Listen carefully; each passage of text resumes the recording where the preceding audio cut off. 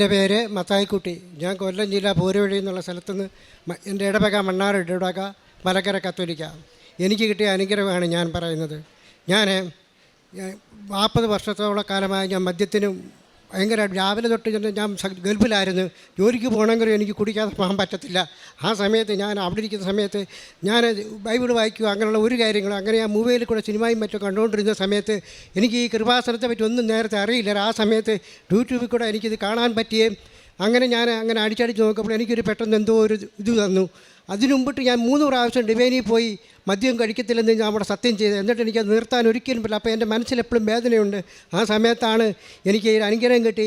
എൻ്റെ മദ്യത്തിന് എനിക്ക് അവിടെ വെച്ച് വിടുതൽ കിട്ടി. അപ്പോൾ എനിക്ക് എൻ്റെ കൂടെയുള്ള കൂട്ടുകാരൊക്കെ എന്നെ ഒരുപാട് നിർബന്ധിച്ചു. വീണ്ടും അവർ വിളിച്ചുകൊണ്ടിരിക്കുമ്പോൾ ഞാൻ പരസ്യമായിട്ട് മാറി, ഞാൻ കഴിക്കില്ല, എൻ്റെ ദൈവത്തിനായിട്ട് ഞാൻ ജീവിക്കുക എന്ന് പറയുന്നു. എന്ന് ഞാൻ വന്ന് കഴിഞ്ഞ 2023 ജൂലൈ 11-ാം തീയതി ഞാൻ നാട്ടിൽ വന്ന് ഇവിടെ വന്ന് ഉടമ്പടി എടുത്തു കുറച്ച് ദിവസം കഴിഞ്ഞ് ബാംഗ്ലൂർ വേറെ ആവശ്യമായിട്ട് പോയി. എനിക്ക് അവിടെ വെച്ച് വീണ്ടും ഉടമ്പടി തെറ്റി.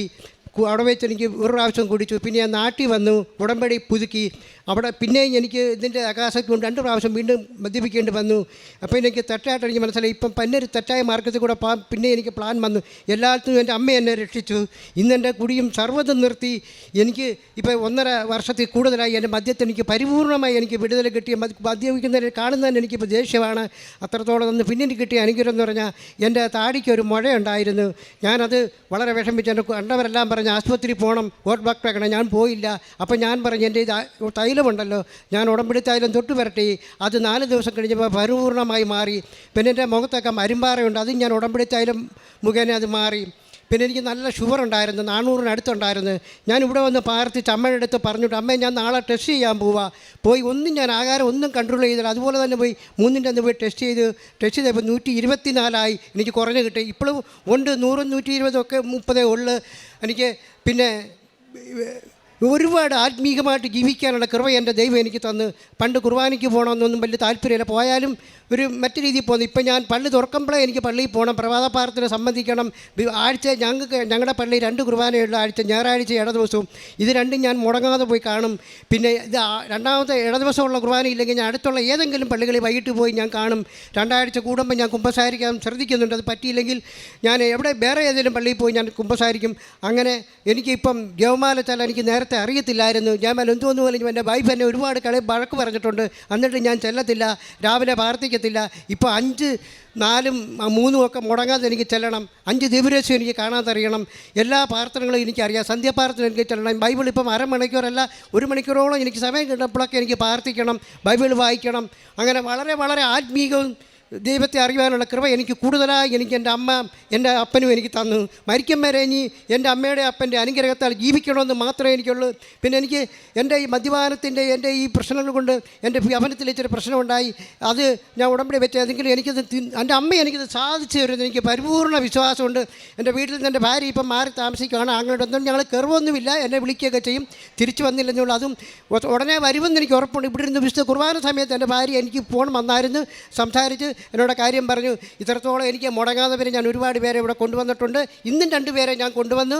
അവർ ഉടമ്പടി എടുത്ത് നിൽക്കുന്നു. പിന്നെ ഞാൻ പ്രതിഷ്ഠാപുരത്ത് പറഞ്ഞാൽ പത്രം ഇവിടുന്ന് കൊണ്ടുപോയാൽ ഓരോ വീടുകളിൽ കൊടുക്കുന്ന കാര്യങ്ങൾ പറഞ്ഞ് അവർക്ക് കൊടുക്കും.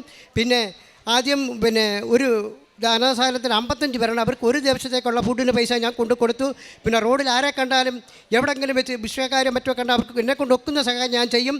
പിന്നെ വേറൊരു സ്ഥലത്ത് ഇതുപോലെ ഓട്ടീസം വായിച്ച ഒത്തിരി അവർക്കൊരു 50 ഊണ് ഞങ്ങൾ 2 പേരും കൂടി കൊടുത്തു. ഇനിയിപ്പോൾ ഉടനെ ഞങ്ങൾ അതുപോലെ തന്നെ വേറെ സ്ഥലത്ത് കുറേ ഊണ് കൊടുക്കാൻ ഞങ്ങൾ പ്ലാനിട്ടിരിക്കുക. അങ്ങനെ ഓരോ കാര്യങ്ങളും ഞാൻ ദൈവവേല ചെയ്തുകൊണ്ട് ജീവിക്കണമെന്നാണ് എൻ്റെ ആഗ്രഹം. എത്രയും അനുഗ്രഹവും കൃപയും തന്ന എൻ്റെ കർത്താവിനും എൻ്റെ അമ്മയ്ക്കും ഞാൻ കോടാനുകോടി നന്ദി അർപ്പിക്കുന്നു. മരിക്കും വരെ എൻ്റെ അമ്മയുടെ പ്രസിഡന്റിന് കീഴിൽ ജീവിക്കണമെന്നാണ് എൻ്റെ ആഗ്രഹം. അതിന് എൻ്റെ അമ്മയും എനിക്ക് വേണ്ടി നിങ്ങളെല്ലാവരും പ്രാർത്ഥിക്കണമേ. നിയമാവർത്തന പുസ്തകം 32-ാം അധ്യായത്തിൽ 10 മുതലുള്ള തിരുവചനങ്ങളിൽ അവിടുന്ന് അവനെ മരുഭൂമിയിൽ ശൂന്യത ഓരിയിടുന്ന മണലാരണ്യത്തിൽ കണ്ടെത്തി അവനെ വാരി പുണർന്നു താൽപ്പര്യപൂർവ്വം പരിചരിച്ച് തൻ്റെ കണ്ണിലുണ്ണിയായി സൂക്ഷിച്ചു. മത്തായിക്കുട്ടി എന്ന ഈ മകൻ തനിക്ക് ദൈവം എങ്ങനെ സമീപസ്ഥനാകുന്നു, താൻ എങ്ങനെ ദൈവത്തിന് സമീപസ്ഥനാകുന്നു, ഇതാണ് നമ്മുടെ അനുഭവത്തിലൂടെ പങ്കുവെച്ചത്. തനിക്ക് നഷ്ടപ്പെട്ട ദൈവിക ചൈതന്യം അതിനു വേണ്ടിയിട്ട് താൻ പല ധ്യാനങ്ങളൊക്കെ കൂടി നടന്നു. എന്നാൽ അത് തനിക്ക് തിരികെ ഒരു സ്ഥായിയായിട്ടുള്ള ഒരു മാറ്റം തന്നിൽ വന്നില്ല. ഉടമ്പടി എടുത്തതിന് ശേഷവും തൻ്റെ സാഹചര്യങ്ങളിലൂടെ താൻ കടന്നു പോകുന്നുണ്ട്. എന്നാൽ തനിക്കൊരു ബോധ്യം പിന്നീട് വന്നു. ഇങ്ങനെ പോയാൽ ഇത് പറ്റില്ല എന്ന്. അങ്ങനെ തൻ്റെ ഉടമ്പടി പുതുക്കി ഇന്നിപ്പോൾ 1.5 വർഷമായി, 40 വർഷമായിട്ട് താൻ മദ്യപാനിയായിരുന്നുവെന്നും അങ്ങനെ അതിലൂടെ തനിക്കൊരു ദൈവിക ജീവനിലേക്കുള്ള ഒരു അവസരം തനിക്കില്ലായിരുന്നു. ആ വരപ്രസാദ അവസ്ഥ തനിക്ക് നഷ്ടപ്പെട്ട ദിനങ്ങളായിരുന്നു ഈ 40 വർഷങ്ങൾ.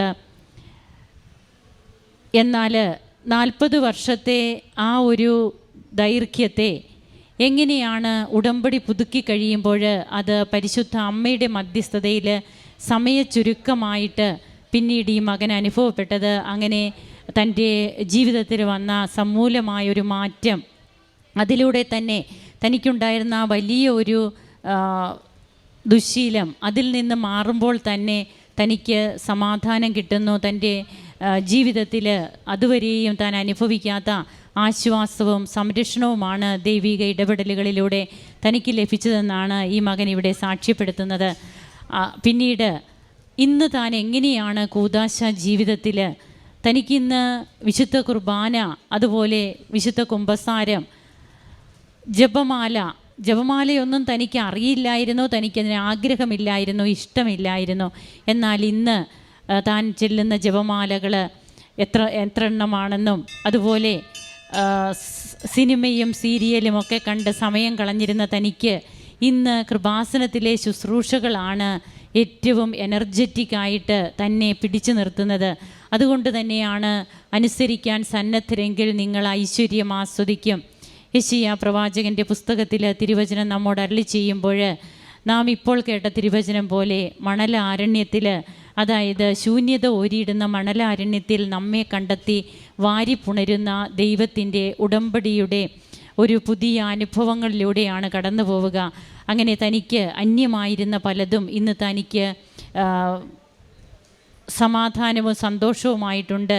ഇനിയും തൻ്റെ ജീവിതത്തിൽ തൻ്റെ കുടുംബജീവിതത്തെ ഒന്നുകൂടി ബലപ്പെടുത്തുന്നതിന് അമ്മ തന്നെ സഹായിക്കും എന്നുള്ള പൂർണ്ണമായ ഉറച്ച ബോധ്യത്തോടെ മരണം വരെയും ഞാൻ ഈ ഉടമ്പടിയിലായിരിക്കുമെന്ന് പറഞ്ഞുകൊണ്ട് തൻ്റെ അനുഭവ സാക്ഷ്യം പങ്കുവയ്ക്കുന്ന ഈ മകനോടൊപ്പം നമുക്കും ദൈവത്തെ മഹത്വപ്പെടുത്താൻ കരങ്ങളടിച്ച് ദൈവത്തെ ആരാധിക്കാം. അത്യപൂർവ ദൈവാനുഭവങ്ങൾ ഇനി നിങ്ങൾക്കും സ്വന്തം.